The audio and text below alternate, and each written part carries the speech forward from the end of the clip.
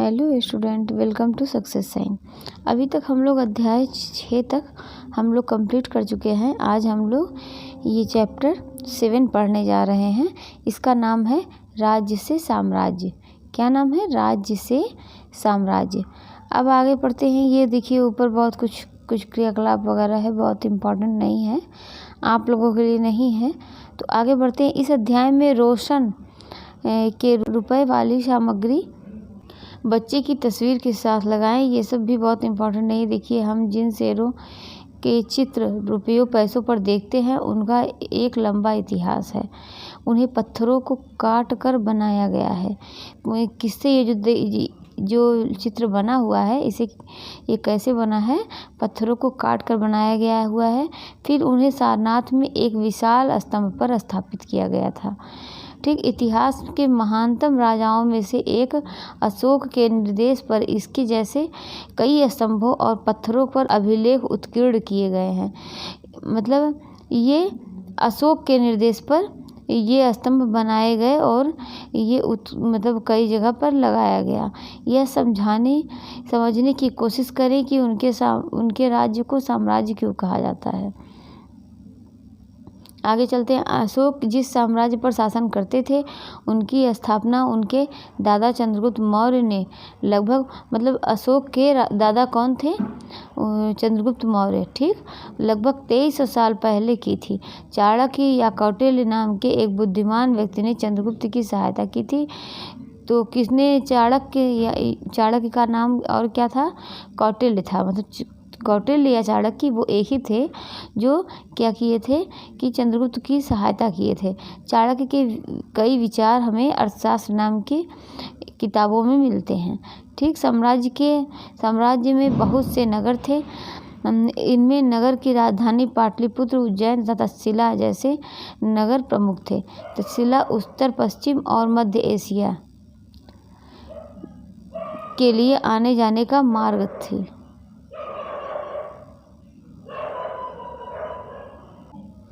दूसरी तरफ उज्जैन उत्तरी भारत से दक्षिणी भारत जाने वाले रास्ते में पड़ता था।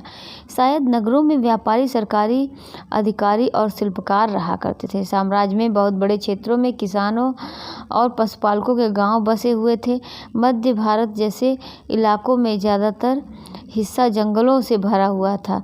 वहाँ पर लोग फल फूल का संग्रहण और जानवरों का शिकार करके आजीविका चलाते थे। साम्राज्य के अलग अलग इलाकों में लोग भिन्न भिन्न भाषाएं बोलते थे। वे लोग शायद अलग अलग प्रकार का भोजन करते थे और यहाँ तक कि अलग अलग किस्म की पोशाक भी पहनते थे।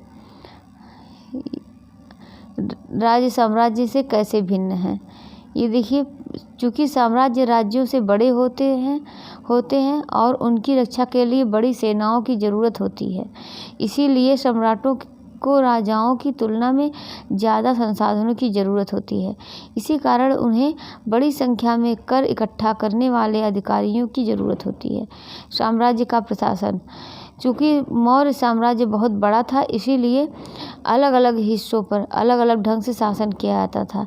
पाटलिपुत्र और उसके आसपास के इलाकों पर सम्राट का सीधा नियंत्रण था। इसका मतलब यह हुआ कि इस इलाके के गांवों और शहरों के किसानों, पशुपालकों, शिल्पकारों और व्यापारियों से कर इकट्ठा करने के लिए राजा अधिकारियों की नियुक्ति करता था। जो राजा के आदेशों का उल्लंघन करते थे, अधिकारी उनको सजा भी देते थे। इनमें से कई अधिकारियों को वेतन भी दिया जाता था। संदेशवाहक एक जगह से दूसरी जगह घूमते रहते थे और राजा के जासूस अधिकारियों के कार्यकलाप पर नज़र रखते थे। इन सबके ऊपर सम्राट था जो राज परिवार और वरिष्ठ मंत्रियों की सहायता से सब पर नियंत्रण रखता था। मौर्य साम्राज्य के भीतर कई क्षेत्र या प्रांत थे। इन पर तक्षशिला या उज्जैन जैसे प्रांतीय राजधानियों से शासन किया जाता था। कुछ हद तक पाटलिपुत्र से इन क्षेत्रों पर नियंत्रण रखा जाता था और अक्सर राजकुमारों को वहाँ का राज्यपाल बनाकर भेजा जाता था। लेकिन ऐसा लगता है कि इन जगहों पर स्थानीय परंपराओं और नियमों को ही माना जाता था। प्रादेशिक केंद्रों के बीच विस्तृत क्षेत्र थे। इनके इलाकों में मौर्य शासक सिर्फ मार्गों और नदियों पर नियंत्रण रखने की कोशिश करते थे, जो कि आवागमन के लिए महत्वपूर्ण थे। यहाँ से उन्हें जो भी संसाधन कर और भेंट जो भी संसाधन कर और भेंट के रूप में मिलते थे उसे इकट्ठा किया था। उदाहरण के लिए अर्थशास्त्र में यह लिखा है, उत्तर पश्चिम कंबल के लिए और दक्षिण भारत सोने और कीमती पत्थरों के लिए प्रसिद्ध था। तो उत्तर पश्चिम जो है कंबल के लिए, दक्षिण भारत जो है वो सोने और कीमती सामानों पत्थरों के लिए प्रसिद्ध था। संभव है कि संसाधन नजराने के रूप में इकट्ठे किए जाते थे और अंत में जंगल वाले इलाके आते थे। वहाँ रहने वाले लोग काफ़ी हद तक स्वतंत्र थे। उनसे यह उम्मीद की जाती थी कि मौर्य पदाधिकारियों को हाथी, लकड़ी, मधु और मोम जैसी चीज़ें ला कर दें। ठीक है, ये नजराना है। जहाँ कर नियमित ढंग से इकट्ठा किए जाते थे वहीं नजराना अनियमित रूप से जब भी संभव हो इकट्ठा किया जाता था। ऐसे नजराने विविध पदार्थों के रूप में प्रायः ऐसे लोगों के लिए लिए जाते थे जो स्वेच्छा से इसे देते थे। मेगस्थनीज चंद्रगुप्त के बारे में ये देखिए, राजधानी में सम्राट मेगस्थनीज चंद्रगुप्त के बारे में पश्चिम एशिया के यूनानी राजा सेल्यूकस निकेटर का राजदूत था। मेगस्थनीज कौन था? ये सेल्यूकस निकेटर का राजदूत था। ठीक है, मेगस्थनीज ने जो कुछ देखा उसका विवरण दिया। यहाँ हम उसके विवरण का एक अंश दे रहे हैं। सम्राट का जनता के सामने आने के अवसरों पर शोभा यात्रा के रूप में जश्न मनाया जाता है। उन्हें एक सोने की पालकी में ले जाया जाता है। उनके अंगरक्षक सोने और चांदी से अलंकृत हाथियों पर सवार रहते हैं। कुछ अंगरक्षक पेड़ों को लेकर चलते हैं। इन पेड़ों पर प्रशिक्षित तोतों का एक झुंड रहता है जो सम्राट के सिर के चारों तरफ चक्कर लगाता रहता है। राजा सामान्यतः हथियारबंद महिलाओं से घिरे होते हैं। वे हमेशा इस बात से डरे रहते थे कि कहीं कोई उनकी हत्या करने की कोशिश न करे। उनके खाना खाने के पहले खास नौकर उस खाने को चखते हैं। वे लगातार 2 रात एक ही कमरे में नहीं सोते थे। ठीक है, मतलब ये एक ही, इनको बहुत डर लगा रहता था कि कोई इनकी हत्या न कर दे। जब कोई चखता था तब वो खाते थे और लगातार एक ही कमरे में वो नहीं सोते थे। और पाटलिपुत्र मतलब आधुनिक पटना जो है वो पाटलिपुत्र थी। ठीक है, के बारे में, यह एक विशाल और खूबसूरत नगर है। यह एक विशाल प्राचीर से घिरा है। ठीक है, जिसमें 570 बुर्ज और 64 द्वार हैं। 2 और 3 मंजिल वाले घर लकड़ी और कच्ची ईंटों से बने हैं। राजा का महल भी काठ से बना है जिसे पत्थर की नक्काशी से अलंकृत किया गया है। ये चारों तरफ उद्यानों और चिड़ियों के लिए बने बसेरों से घिरा है। राजा द्वारा खाना खाने के पहले खास नौकर उसे खाने की जगह थे। ये देखिए क्वेश्चन है, ये बहुत इंपॉर्टेंट नहीं है, ये आप लोगों के लिए नहीं। देखिए, ये आगे बढ़ते हैं कि अशोक एक अनोखा सम्राट। अशोक मौर्य वंश के सबसे प्रसिद्ध शासक थे। वह ऐसे पहले शासक थे जिन्होंने अभिलेखों द्वारा जनता तक अपने संदेश पहुंचाने की कोशिश की। मतलब ऐसे पहले शासक कौन थे जो अभिलेखों द्वारा जनता तक अपना संदेश पहुंचाने की कोशिश की? तो कौन थे? अशोक थे। अशोक ने ज़्यादातर अशोक के अभिलेख किस भाषा में लिखे गए? ब्राह्मी और प्राकृत भाषा में लिखे गए। ठीक है, ब्राह्मी लिपि में और प्राकृत भाषा में लिखे गए। अशोक का कलिंग युद्ध, कलिंग तटवर्ती उड़ीसा का प्राचीन नाम है।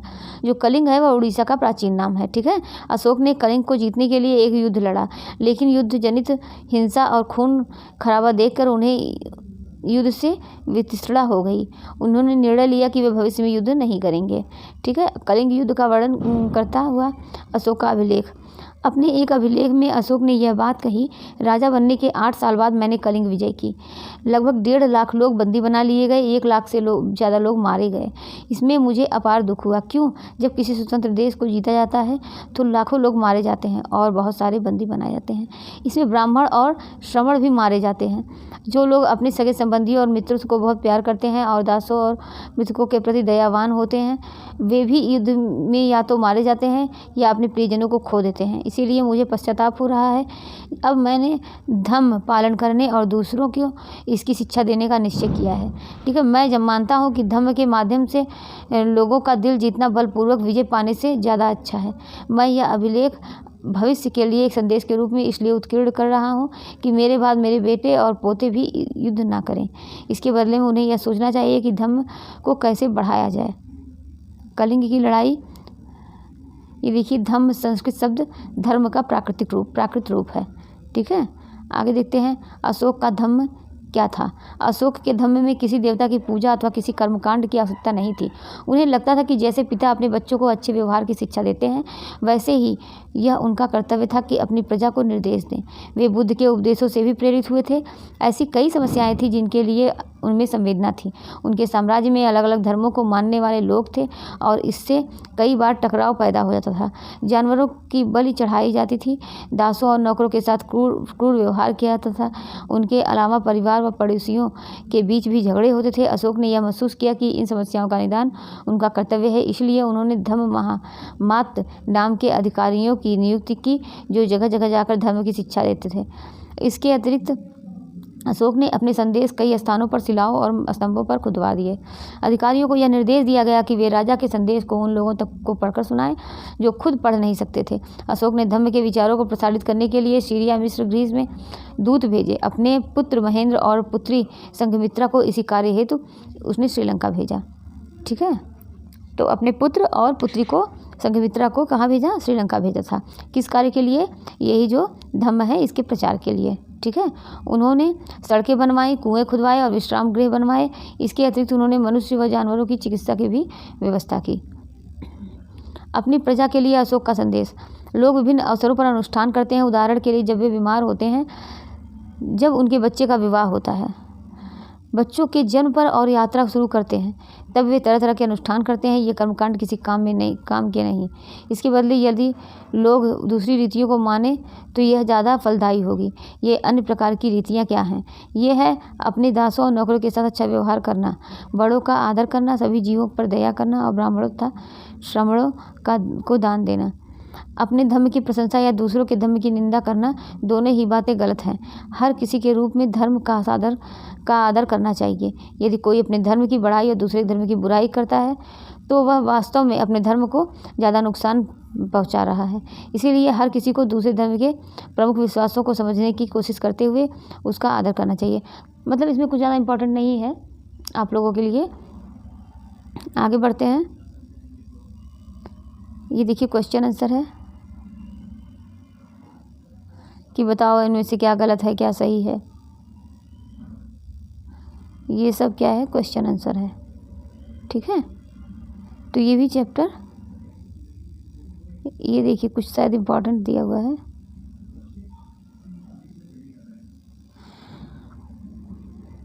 आगे की बात। लगभग 2200 वर्ष पहले मौर्य साम्राज्य का पतन हो गया। इसके स्थान पर कई नए राज्यों का उदय हुआ। पश्चिमोत्तर में तथा उत्तर भारत के कुछ भागों में करीब 200 साल तक हिंद यवन राजाओं का शासन रहा। इसके बाद उत्तर तथा पश्चिमी भारत पर शक नामक मध्य एशियाई लोगों का शासन स्थापित हुआ। इनमें से कुछ राज्य लगभग 500 वर्षों तक टिके रहे, जबकि शक शासकों को गुप्त शासकों से पराजय नहीं मिल गई। शकों के बाद कुषाणों का शासन स्थापित हुआ। उसके बाद उत्तर तथा मध्य भारत के कुछ इलाकों में मौर्य सेनानायक पुष्यमित्र शुंग ने एक राज्य की स्थापना की। शुंगों के बाद कण्व तथा कुछ और वंशों की स्थापना तब तक चला जब तक लगभग 1700 वर्ष पहले गुप्त साम्राज्य की स्थापना हुई। हमने देखा कि पश्चिमी भारत के कुछ हिस्सों में शकों का शासक था। यहाँ पश्चिमी भारत और मध्य भारत पर शासन कर रहे सातवाहन शासकों के साथ इनके कई युद्ध हुए। लगभग 2100 साल पहले स्थापित सातवाहन राज्य लगभग 400 सालों तक टिका रहा। 1700 वर्ष पहले मध्य तथा पश्चिमी भारत के वाकाटक वंश का शासन स्थापित हुआ। दक्षिण भारत में 2200 से 1800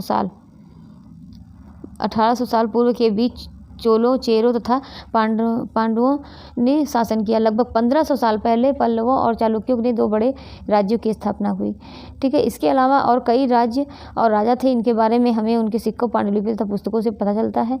इन सब के साथ साथ अनेक ऐसे परिवर्तन हो रहे थे जिनमें सामान्य स्त्री पुरुष का महत्वपूर्ण योगदान था। इनमें कृषि का प्रसार, नए शहरों का विकास, उद्योग तथा व्यापार में की प्रगति थी।